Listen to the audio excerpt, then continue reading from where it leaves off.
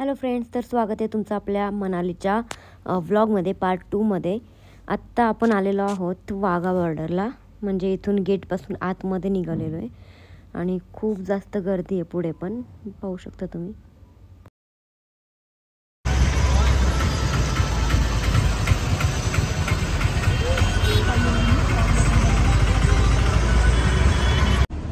एक रे गए फ्लॅग काढते, एक राहिला अजून।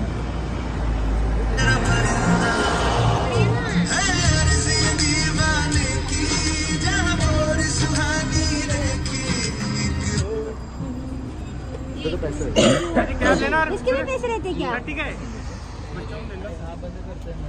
तर इथून आता आम्ही आतमध्ये निघालो आणि इथे सगळे आपले पोलीस मित्र होते आणि त्यांना बघून एवढं प्राऊड फील होत होतं ना की इथून आतमध्ये जातानाच खूप भारी वाटत होतं। आम्ही एकतर सॉन्ग लावले होते देशाचे, पण मी आता इथे सॉन्ग म्यूट करते कारण कॉपीराईट पडतं त्याला, त्यामुळे तुम्ही पुढे पुढे पहा फक्त व्हिडिओ।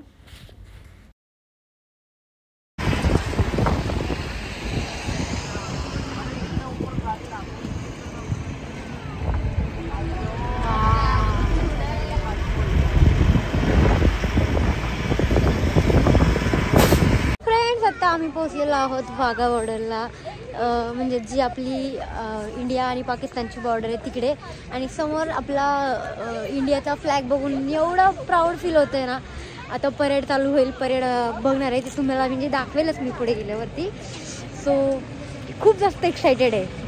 आणि मी इथे गाडी ती तर हे पण फ्लॅग पण काढला इकडे आणि कॅप पण घेतली, कारण इथे आल्यावरती एकदम फिलिंग वेगळ्याच असतात त्या। देशभक्ती बाहेर येते नाही, ते आहे मनात ऑलरेडी, पण ते असं समोर असल्यावर ते अजून भारी वाटतं ना आपल्याला, त्यामुळे इथून 100 ते 200 मीटर वरती पाकिस्तान दिसते आम्हाला। आम्ही पाकिस्तान पाहतो आता। मी नाही, मी फ्लॅग पाहते, मी इंडियामध्येच आहे, मी ते बघते। सगळी लाईन लागली आहे पुढे जायला बसायला। आता इथे चेकिंग होणार, मग पुढे जायचं।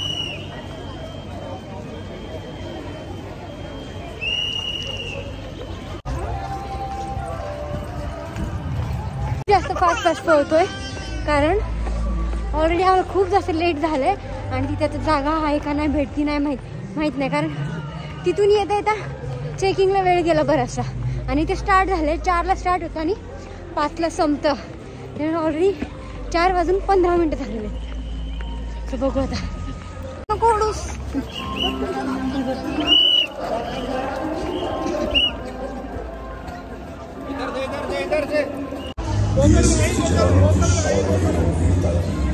खामोश 1947 में भारत के विभाजन के बाद 1947 ठहरा है। 50 के दशक के मध्य में इसकी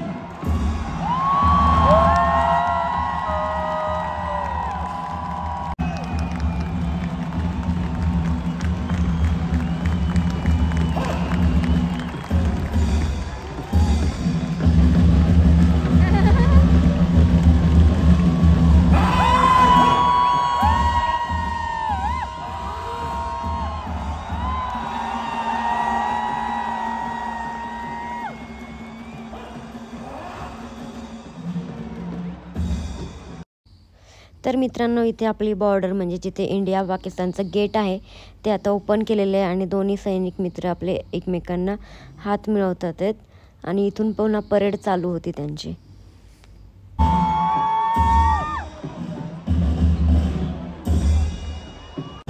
आता इथे दोन्हीकडची परेड झालेली आहे आणि आता दोन्ही ध्वज आपले खाली घेतात आहेत.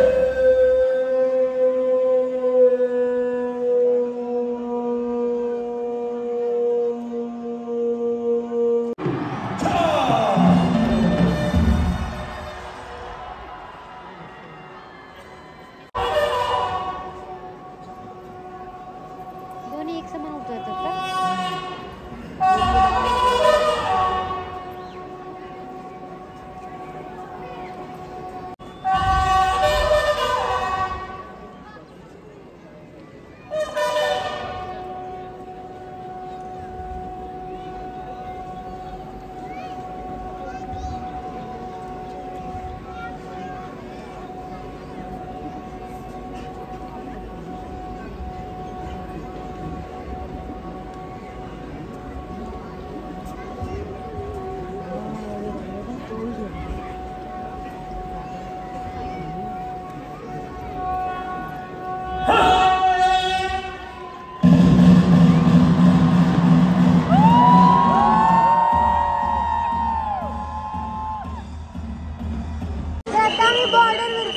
सरांनी मला ओळखलंय, म्हणजे आपण महाराष्ट्रीयन आहेत सगळे. तर सर म्हटलं तुम्हाला म्युझियम वगैरे दाखवतो, तर चालत घेऊ.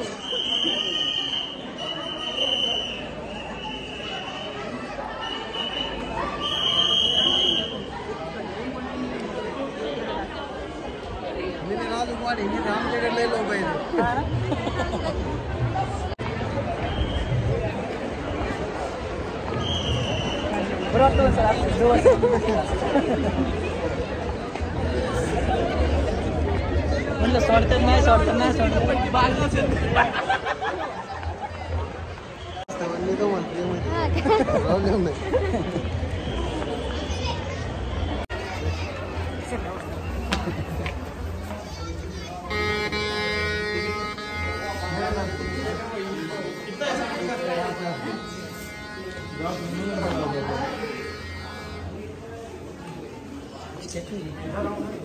स्टॅच्यू आहे ना, पण आहे नाही हत्यार वगैरे. हा का? तिथं फोटो काढतो. हो.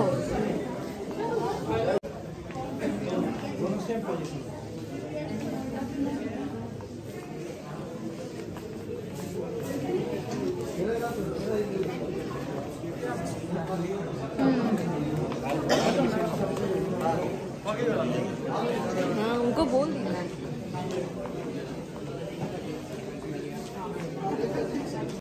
तर आत्ता इथे म्युझियममध्ये आलो आहोत आणि इथे आर्मीमध्ये जेवढ्या यूज केल्या जाणाऱ्या बंदूक आहेत, पिस्तूल आहेत, ते सगळे इथे मांडलेले आहेत त्यांनी आणि आम्हाला ते सर दाखवत होते हे सर्व.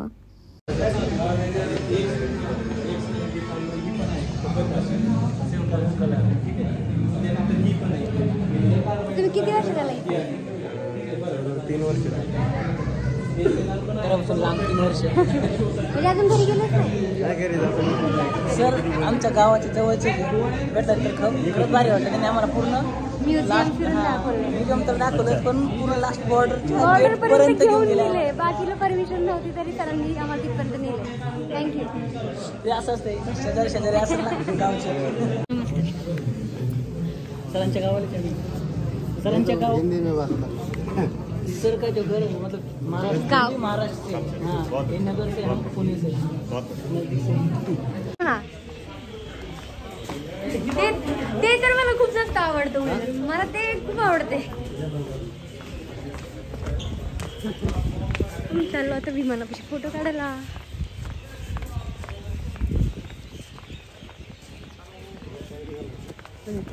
हा, मी पॉईंट आहे लोकांना ज्याचा VIP मध्ये बुक घेतला लिस्ट माझ्याकडे, त्यांचं जे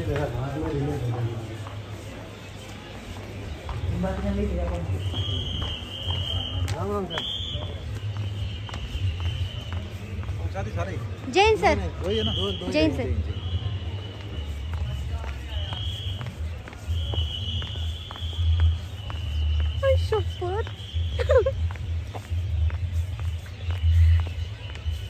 विशाल सकाळी व्हिडिओ काढला होता मी विमानाचा, आता मला बघायला मिळते.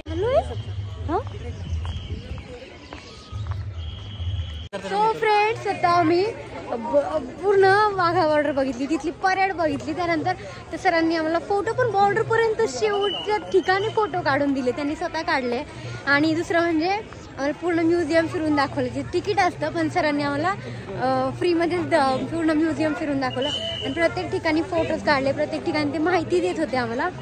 आणि मी आता या ब्लॉगचा, आपल्या मनालीच्या ब्लॉगचा फर्स्ट पार्ट इथे एंड करते, कारण आता इथून पुढे मला अजून प्रवास करायचा, अजून पार्ट येत राहतील व्हिडिओ ब्लॉगचे.